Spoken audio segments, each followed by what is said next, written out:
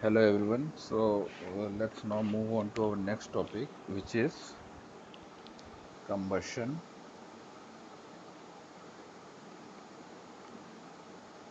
in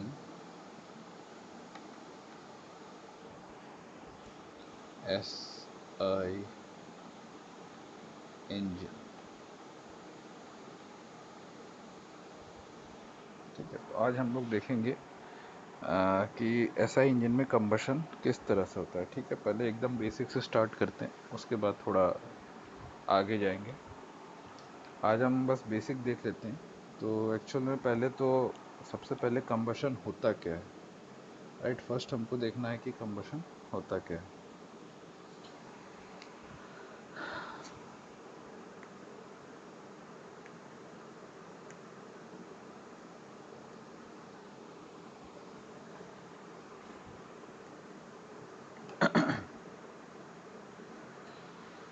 So, combustion may be defined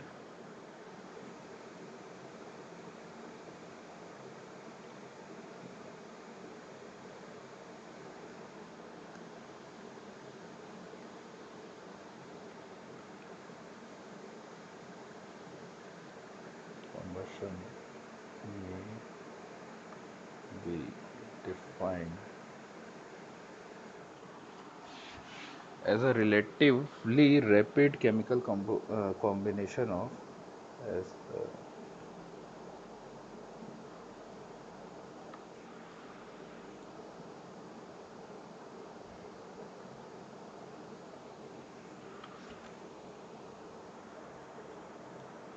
chemical combination of hydrogen and carbon in fuel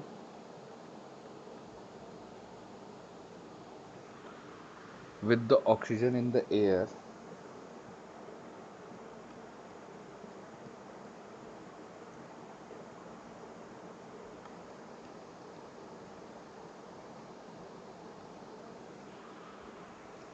resulting in liberation of energy in the form of heat.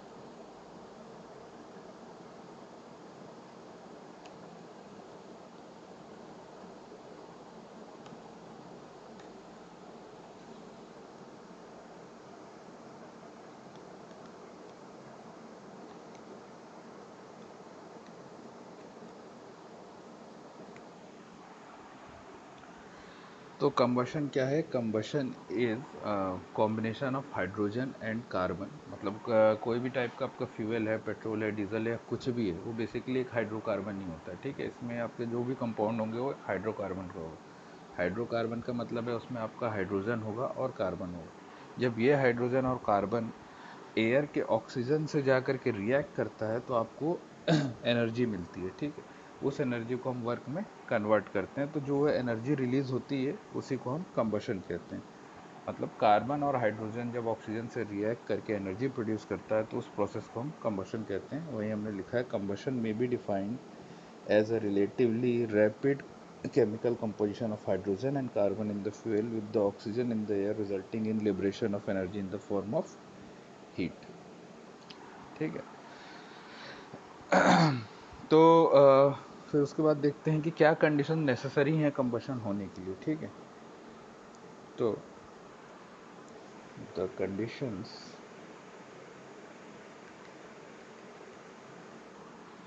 necessary for combustion are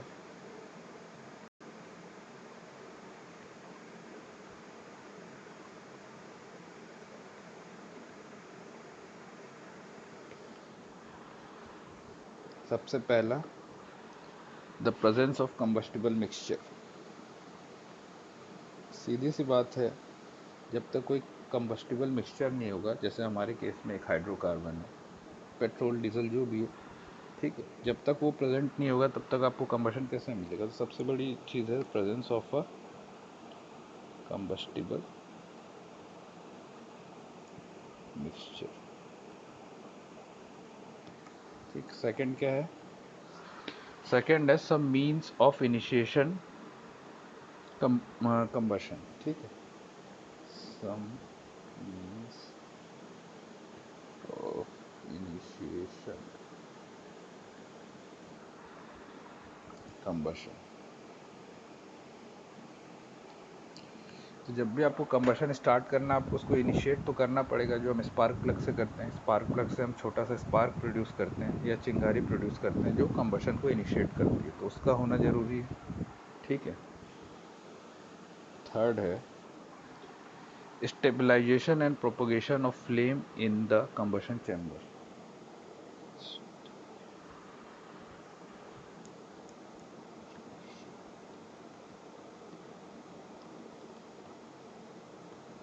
propagation of flame in the combustion chamber.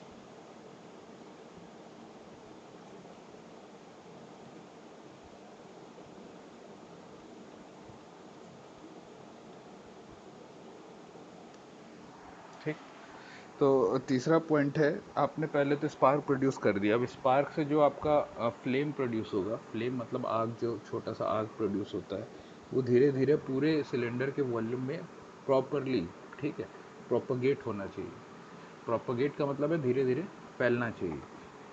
तो जैसे ही आपका चिंगारी produce हुआ, वैसे एक flame आ जाएगा या छोटा सा आग आ जाएगा, ठीक है। उस आग को कम्प्लीटली आपके सिलेंडर के वॉल्यूम में वो फैलना चाहिए। तो वही लिखा हमने, stabilisation and propagation of flame in the combustion chamber. अब एक कंबशन का प्रॉपर केमिकल इक्वेशन देख लेते हैं। कोई भी तरह का आपका हाइड्रोकार्बन होगा, हम इस केस में लेते हैं आइसो ऑक्टेन, ठीक। आइसो ऑक्टेन के बारे में हम डिटेल में बाद में जानेंगे। जैसा समझ लो ये एक तरह का फ्यूल है। तो कंबशन इक्वेशन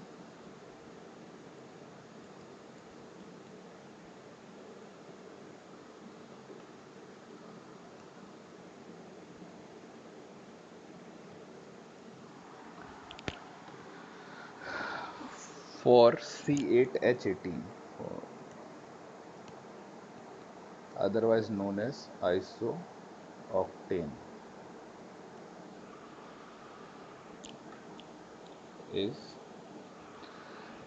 C8H18। ये आपका हाइड्रोकार्बन हो गया, यानी हाइड्रोजन और कार्बन, ये आपका रिएक्ट करता है एयर के ऑक्सीजन से, ठीक है, और प्रोड्यूस करता है आपका carbon dioxide plus H2O, water, ठीक। तो इस प्रोसेस में आपको एनर्जी, इस इक्वेशन के प्रोसेस में आपको एनर्जी प्रोड्यूस होती है, ठीक। उसी प्रोडक्शन ऑफ एनर्जी को हम कहते हैं कंबशन। तो यहाँ तक आपको ये क्लियर हो गया कि कंबशन एक्चुअल में क्या होता है। अब अपने नेक्स्ट टॉपिक में आते हैं।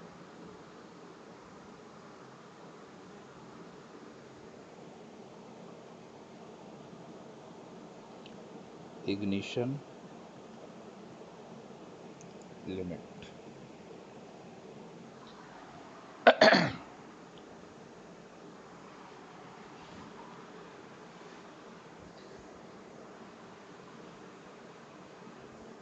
ignition limits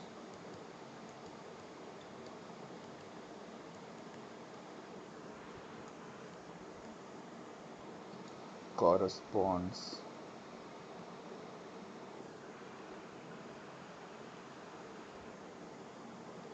approximately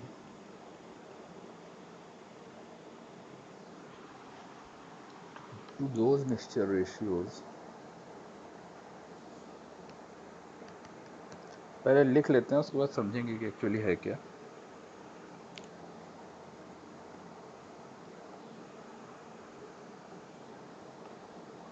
At lean and rich ends of the scale,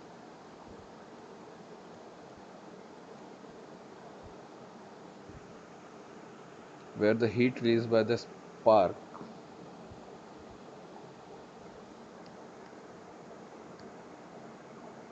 heat released by the spark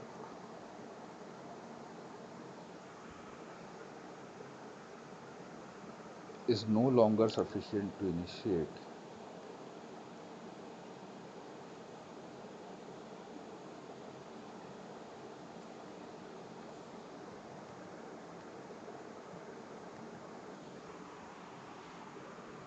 combustion in the neighboring unburnt mixture.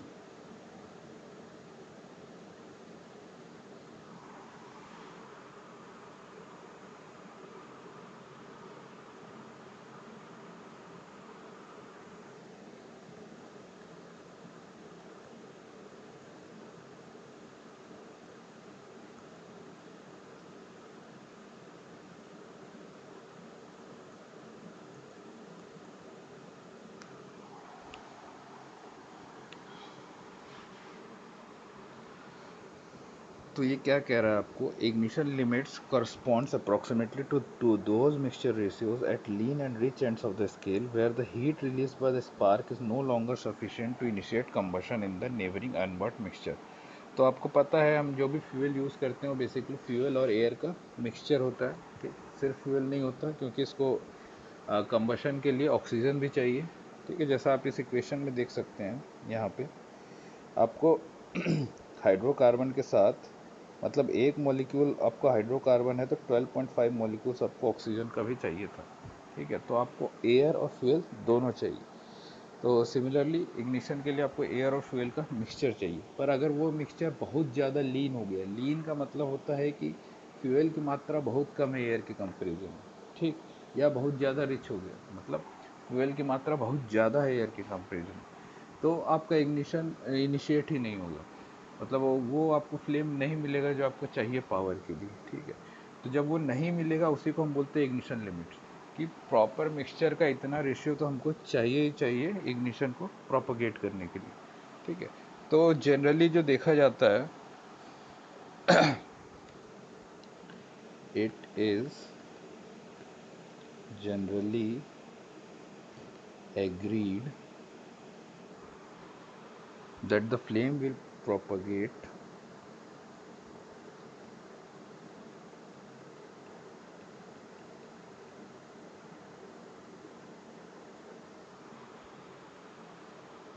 only if the temperature of the burnt gases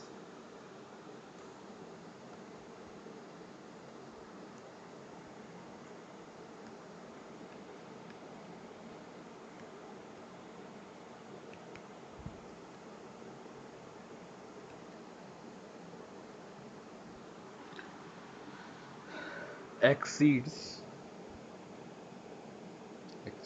approximately 1500 Kelvin in case of hydrocarbon air mixture.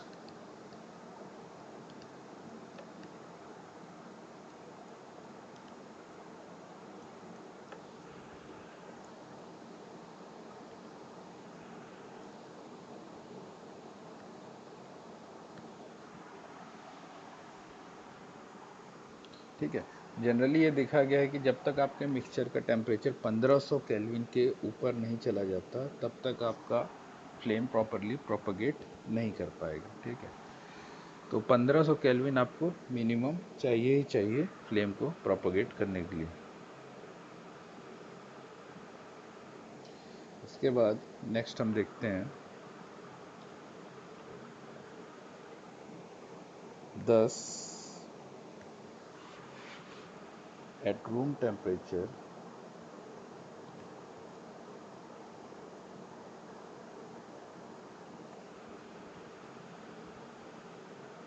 for the required temperature of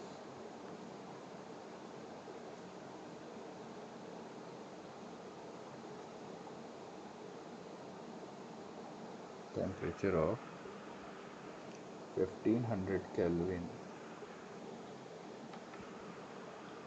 to be reached.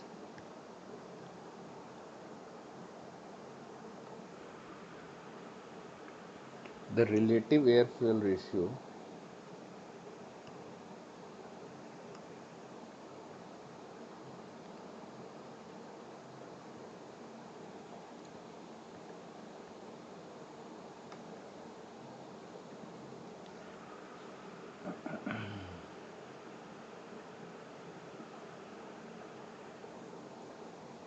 Relative air fuel ratio क्या होता है, actual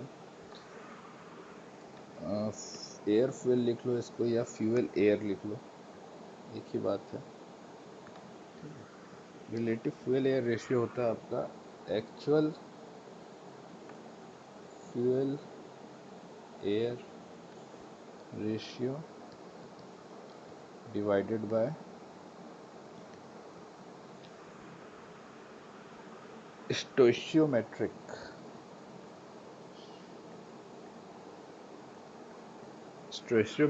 या chemically correct. स्टोइशियोमेट्रिक का मतलब होता है chemically correct, मतलब वो उतना मिक्सचर जो आपको मैक्सिमम एफिशिएंसी देगा, ठीक है, जिसमें आपको ज़्यादा से ज़्यादा इकोनॉमी मिलेगी। तो जो और chemically correct fuel air ratio.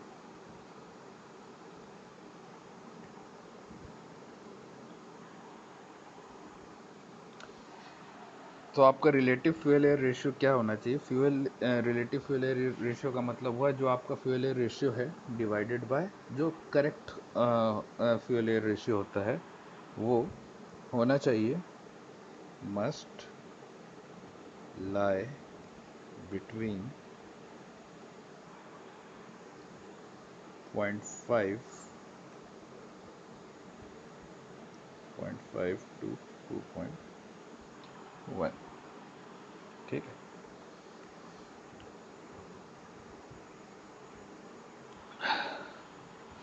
अब स्टोइचियोमेट्रिक या chemically correct fuel air ratio क्या होता है? तो for hydrocarbons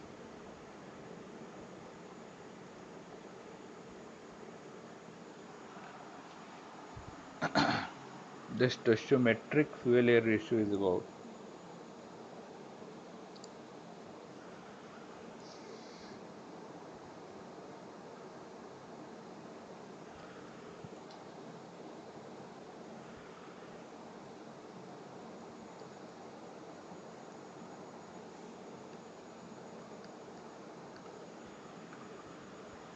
1:15।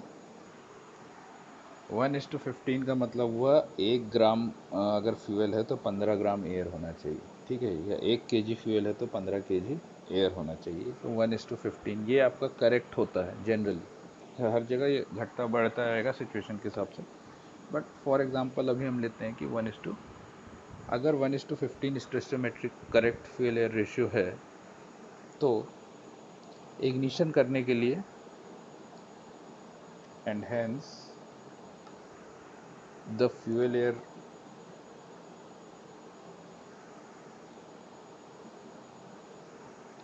must be between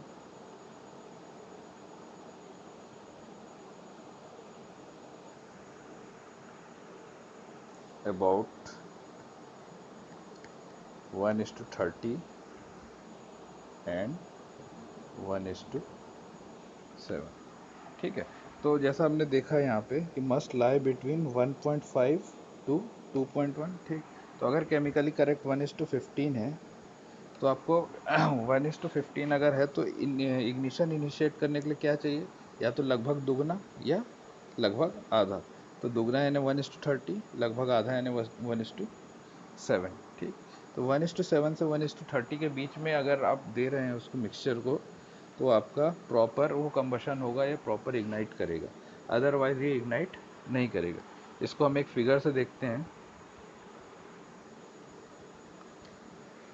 यहाँ पे मैं एक फिगर इंसर्ट करने जा रहा हूँ।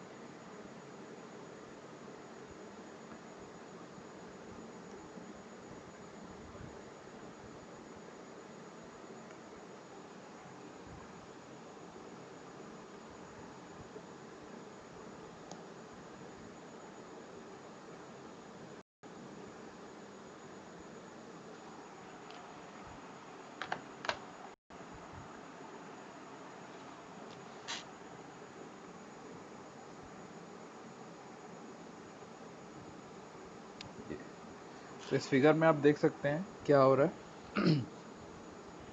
ये फिगर आपको शो कर रहा है जो आपकी ये वाली लाइन है, ये लाइन और ये वाली लाइन, ये दोनों लाइन आपको इग्निशन, सॉरी, ठीक है, इसमें देखिए ये वाली लाइन और ये वाली लाइन आपको दिखा रही है इग्निशन लिमिट्स।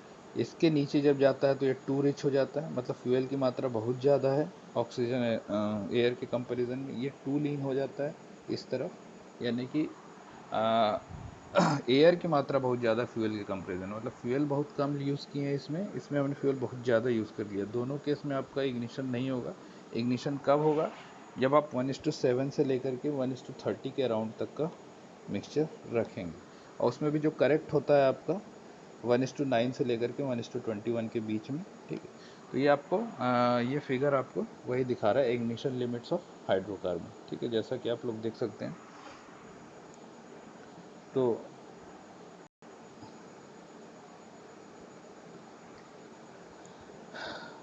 ये आपको शो कर रहा है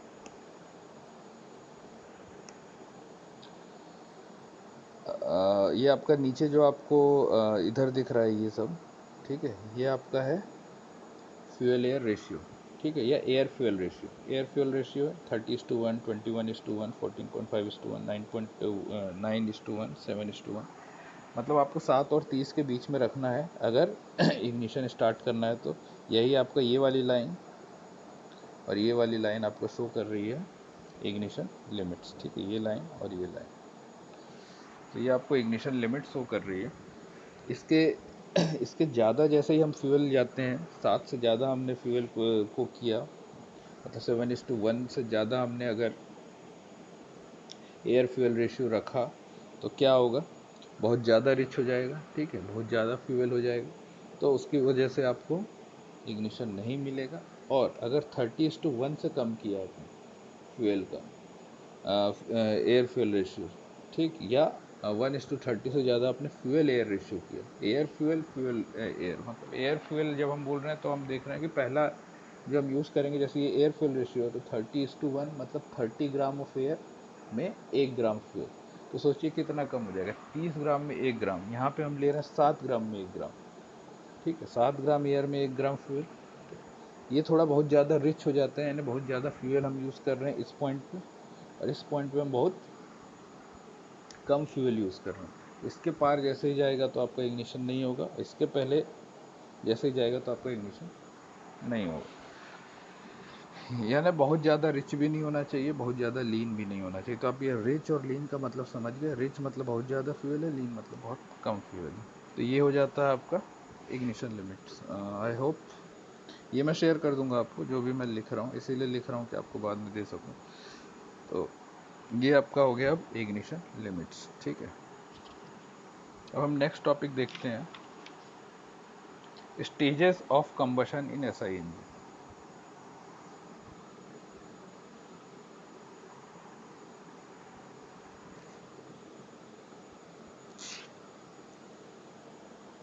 stages of combustion in SI engine.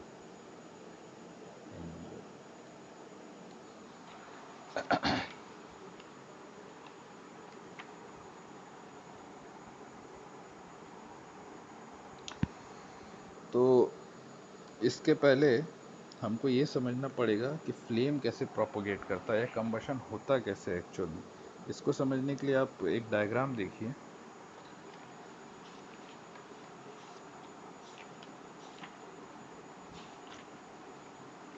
Suppose करो ये सर्कल, ये आपके सिलेंडर का टोटल वॉल्यूम है, ठीक है, जहाँ पे फ्यूल है, और यहाँ पे हमने एक स्पार्क दिया, स्पार्क प्लग से हमने एक छोटा सा स्पार्क दिया। यहाँ पे आपका एयर फ्यूल है इस सर्कल के अंदर, ठीक है, इसमें हमने छोटा सा स्पार्क दिया, ये आपका वो स्पार्क हो गया। तो ये स्पार्क जब शुरुआत होता है तो एक न्यूक्लियस के फॉर्म में होता है, छोटा सा बबल, ठीक है, इस तरह से एक छोटा सा बबल की तरह स्पार्क होता है।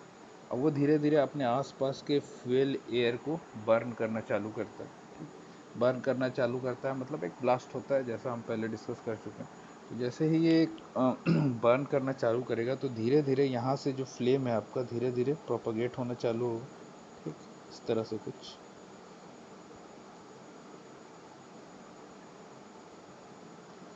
इस तरह से प्रोपगेट होते होते पूरे सिलेंडर की ओर चला जाएगा, ठीक है। तो ये आपका एक कंबशन प्रोसेस है बेसिकली।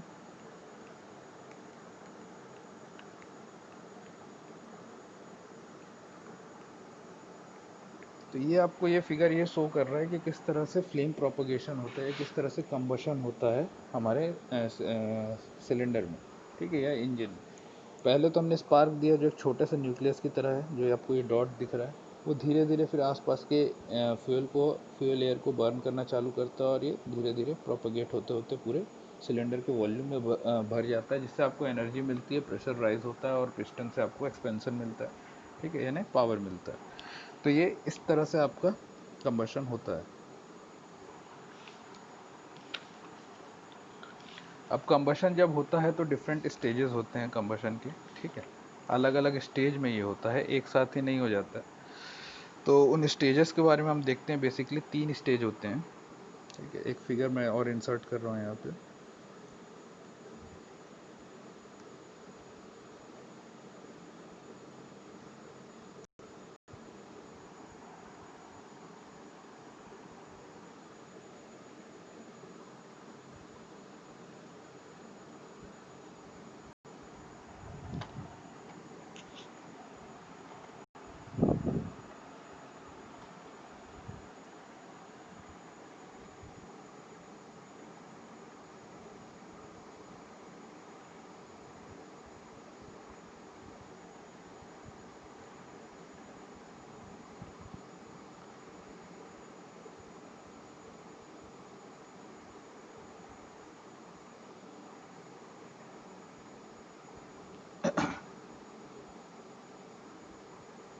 तो ये आपका फिगर इंसर्ट हो गया।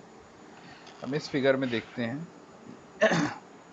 ये जो आपका नीचे वाला फिगर है, ये आपको बता रहा है stages of combustion in SI engine.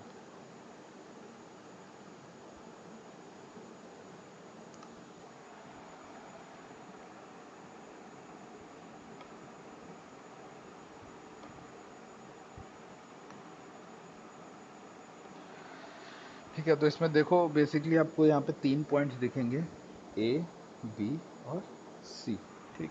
तो ए आपका वो पॉइंट है जब आपने स्पार्क किया, स्पार्क प्लग से जब आपने स्पार्क किया, तो ये ए पॉइंट है, ठीक। तो जैसे स्पार्क किया तो तुरंत इग्निशन स्टार्ट नहीं होता है, उसके थोड़े देर बाद, मतलब ये आपका नीचे जो आपका एक्स एक्सिस पे है वो क्रैंक एंगल शो कर रहा है, ठीक। वाई एक्सिस आपका प्रेशर शो कर रहा है।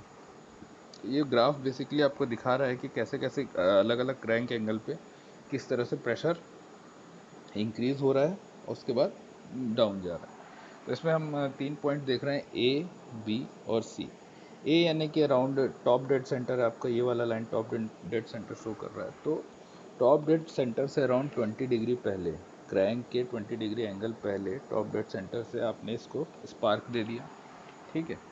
अब ये अराउंड 8 डिग्री पहले जा कर के इग्निशन स्टार्ट होता है, तुरंत ए पे इग्निशन नहीं स्टार्ट होता। अभी तो आपने बस एक चिंगारी लगाई, अब ब्लास्ट होने में बहुत कम टाइम लगता है, आपको पता नहीं चल दिखेगा, आँख से नहीं दिखता है, बट थोड़ा सा टाइम लगता है। तो जैसे ही आपने स्पार्क दिया तो फ्लेम प्रोपोगेट होना नहीं चालू होता है, पहले तो आपका स्पार्क हुआ, उसके बाद ही बी पॉइंट पे आ करके फ्लेम धीरे धीरे धीरे धीरे आगे बढ़ना चालू होता है, ठीक है। कब तक बढ़ता है? पॉइंट सी तक। तो यही आपको 3 स्टेजेस दिखा रहा है। आपका जो ये 1 है, ठीक है, ए से लेकर के बी तक, इसको हम बोलते हैं इग्निशन लैग। इग्निशन लैग का मतलब हुआ कि स्पार्क देने से लेकर के इग्निशन स्टार्ट होने के बीच का जो समय है, उसको हम बोलते हैं इग्निशन लैग, ठीक। तो ए से बी के बीच का जो आपका ड्यूरेशन है, उसको हम बोलते हैं इग्निशन लैग। अब बी से आपका इग्निशन स्टार्ट हो गया, फ्लेम प्रोपोगेट होगा, जैसे हम प्रीवियस फिगर में देखे थे, इस फिगर में, ठीक है। आपका इग्निशन अब यहाँ से स्टार्ट हुआ और धीरे धीरे पूरे सिलेंडर के वॉल्यूम में फैलना चालू हो गया। तो वही बी से लेकर के सी तक वही प्रोसेस होता है। बी से लेकर के सी तक आपका फ्लेम पूरा सिलेंडर में प्रोपोगेट होना चालू हो गया, आपको एनर्जी मिलना चालू हो गया, ठीक है। और उसके बाद आता है आपका थर्ड पोर्शन, जो कि शो कर रहा है आफ्टर बर्निंग, मतलब बर्न होने के बाद जो आगे का प्रोसेस है, ठीक, वो शो कर रहा है। तो जब स्पार्क हुआ वहाँ से, जब इग्निशन ए पे जब स्पार्क हुआ, उसके बाद जब बी पे इग्निशन चालू हुआ, उसके बीच में देखिए धीरे धीरे धीरे आपका प्रेशर इंक्रीज हो रहा है, राइट, यहाँ पे ए से बी में। लेकिन जैसे इग्निशन स्टार्ट हो गया, प्रेशर एब्रप्टली मतलब अचानक से एकदम क्रिटिकली इंक्रीज होता है, पीक पकड़ता है। दिख रहा है आपको बी से सी के बीच में, ठीक है। अचानक से प्रेशर राइज होता है, वही प्रेशर आपके पिस्टन को एक्सपेंड करता है या पीछे ढकेलता है, जिससे आपको पावर मिलता है। तो ये बी से सी इसीलिए आपको अचानक से इंक्रीज दिख रहा है प्रेशर में, क्योंकि बी पे आपको इग्निशन स्टार्ट हो गया। अब इग्निशन स्टार्ट होने के बाद आपका पिस्टन नीचे की ओर आना चालू नीचे की ओर बहुत तेज़ी से आता है, क्योंकि बहुत ज़्यादा प्रेशर मिलता है बी से सी में। जैसा आप ग्राफ में देख सकते हैं कि प्रेशर अचानक से बहुत ज़्यादा बढ़ा बी टू सी, ठीक है। उसके बाद प्रेशर आपका बढ़ गया, आपको एक्सपेंशन मिल गया। तो एक्सपेंशन के बाद आपका प्रेशर आफ्टर बर्निंग में सी के बाद डाउन होना चालू होकर के वापस इनिशियल प्रेशर तक आ जाता है, ठीक। तो सी के बाद आपका थर्ड एरिया वही शो कर रहा है। यहाँ पे आप देखिए मोटरिंग या नॉन फायरिंग, तो ये वही इग्निशन लिमिट वाली बात है कि आपने अगर ढंग से मिक्सचर का रेशियो नहीं लिया है, एयर फ्यूल रेशियो या फ्यूल एयर रेशियो आपने प्रॉपर नहीं लिया है, जो भी लिमिट्स हैं, तो ये इग्नाइट ही नहीं करेगा और ये आपका ग्राफ इस तरह से आ जाएगा, जिससे आपको कोई पावर मिलेगी नहीं, है ना। तो ये हमको नहीं चाहिए। तो हमने अगर सही रेशियो यूज़ किया है तो आपको ये प्रॉपर इस तरह का ग्राफ मिलेगा। 1 2 3 तीन रीज़न मिलेंगे। वन आपका इग्निशन लैग वाला रीज़न है, जहाँ जो आपको बताता है स्पार्क करने के बाद इग्निशन चालू होने के बीच का समय जो है वो क्या है। बी टू सी आपको बताएगा